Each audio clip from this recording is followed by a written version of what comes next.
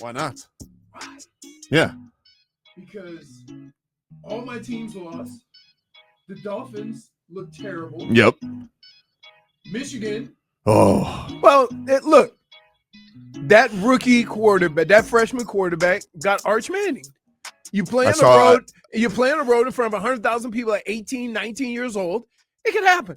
I'm okay with that. Right. The Browns went Browns because they mysteriously found the only kicker in the world that can't kick worth a damn. Yep.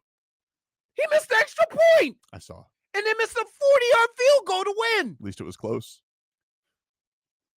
I mean, I didn't even think that was the thing that was going to make you the most mad. You go through a whole football game.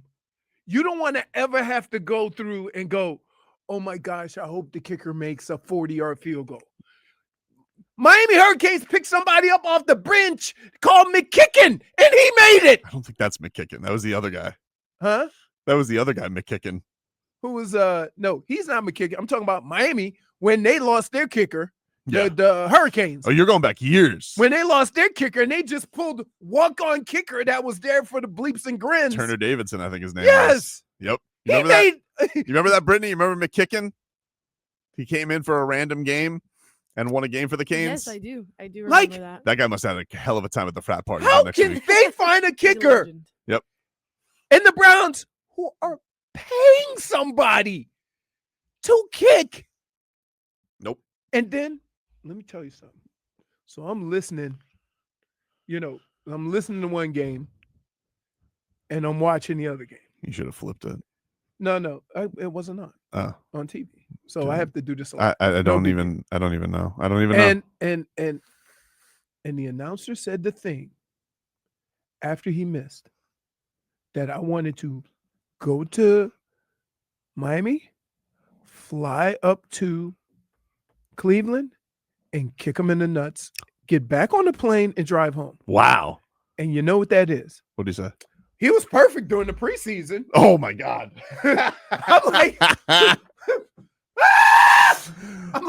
in the preseason, you get like $1,000 a week. Jeez. You don't get your regular check until season starts. I don't even know, dude. I really don't even know. Look, like at least you got to watch a competitive game. Like that's all I can say. Because I sat down on my couch and I watched the season go up in flames in mere minutes. Now it was so bad, Leroy. It was so depressing. Can I tell you why it was depressing to me? Yeah, let me just do the headlines thingy. Headlines are brought to you by Doral Kia. Doral Kia, home of the Pricito. Our lowest price. Visit Doral Kia or DoralKia.com. Is that little price? That's little price. That is little price. Very good. The Pricito. Good job. Thank you. You know where I had a friend and he's Latino. His name was Aldwin. How am I supposed to take? He would call his son Alwincito. How am I supposed to take Cam Newton seriously on Mondays? Look at him. Know.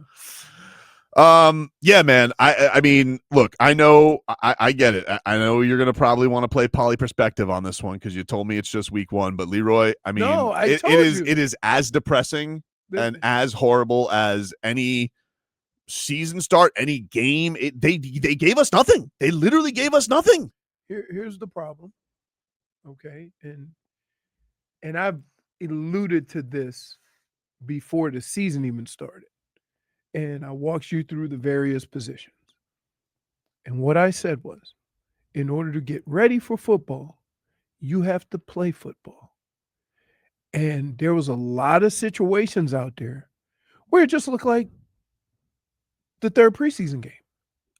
But, okay, now, respectfully, I will say this. Of all the things that could go wrong, offensive line, Tua throwing picks, which a lot of it was the timing of it just looked way off, and they're going to put that robber in the middle of the field and lure you into throwing that in cut, and then a safety or a linebacker is going to just jump up in the middle and catch the ball. That they've been dealing with that all. Yeah, the last 2 years. He feels figured out. Right. He feels figured out. But the thing that was the most disappointing was that defense. the way we talked about what that defense was going to be able to do and how they were going to be able to play and some of the things they were going to be able to do. Mm-hmm. Now, part of that, and to be somewhat fair but still pissed off about it, part of that is when you're the only unit on the field, right? Eventually, it catches up. Well, that's the thing is like, yes, the fact that they couldn't get a finger close to Daniel Jones outside a couple times was, I think, a little bit jarring to all of us. Sure. And maybe the Colts have a behemoth offensive line. I know they got Quentin Nelson. I know they got some guys. They got a decent offensive line because they're built. Their whole mindset was we're built to not have to use Daniel Jones. Right. But the point is, anytime they give the ball back to the offense, like it was there for 2 seconds. Like that is the depressing thing. And then there were even times where, like, look, the defense came up with that stop, and then there was a special teams thing. It was like top to bottom roster, one of the most just terribly played games on all phases. They sucked everywhere. But that offense, dude, Leroy, I mean, the turnovers, the protection, the quarterback, the receivers where they're supposed to be. Leroy, they had to call timeout on a 2-point conversion. Right. The coaching. They just seem like we sat here and we tried to paint as much of an optimistic picture as we could for the season.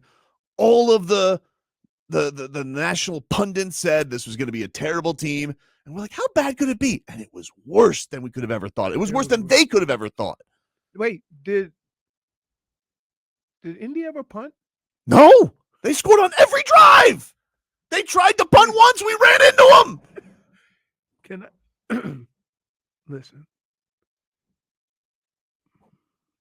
I've played on some of the best football teams in the NFL and in college.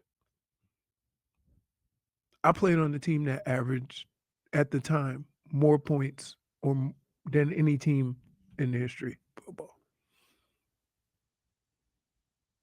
And as I think, with what I can actually remember, I can't remember playing a game where they didn't punt. Yeah, you want to know why? I'm talking about even when you play the warm-up teams. So Miami versus Bethune. If Miami had gone to Bethune and never punted, you'd be like, it's Bethune. Right? They punted. Like Bethune stopped them a couple of times. Right? Do you know that with a payroll of what, 200 million, 150 million, so wherever it is, around 200 million. A lot. With a payroll of 200 million plus, you played a game where the other team never had to punt. I'm talking high school, college, NFL. I have never played a game when I played on some pretty good teams and played against some pretty bad teams. I have never played a game where I played a whole game without having a punt. Well, that's because it's never happened. Right. Like, I can't. It's never happened. This is from ESPN. This is from Stephen Holder, who covers the Colts. A ridiculous stat from our friends at ESPN. The Colts scored on all 7 of their possessions today, becoming the first team since 1977 to accomplish that feat. Were you born? I was not. I was not born. I was not going to be born for another 9 years. Yep. I was 9 years old. That's insane, dude. Like, and if you want to know how the game went, if you're a Dolphins fan out there and your friend calls you from wherever and goes, "Woof, what happened?" All you need to say is this: they didn't punt. Yeah. They never had to punt. Do you, like, even with penalties, you back yourself up. Sure. And you're in a position where you go, let's just not turn the ball over. We'll just punt it. Well, and again, we should mention, they did try to punt on 4th and 3. They ran into the kicker. First down Colts. Right. Which is just, and, oh my God, Leroy, we got to do something about this Chris Greer. I really, we got to do something about him, dude, because Wouldn't you know it? Wouldn't you know it? The guy recovering off a torn Achilles is gone in 3 plays with a pec injury.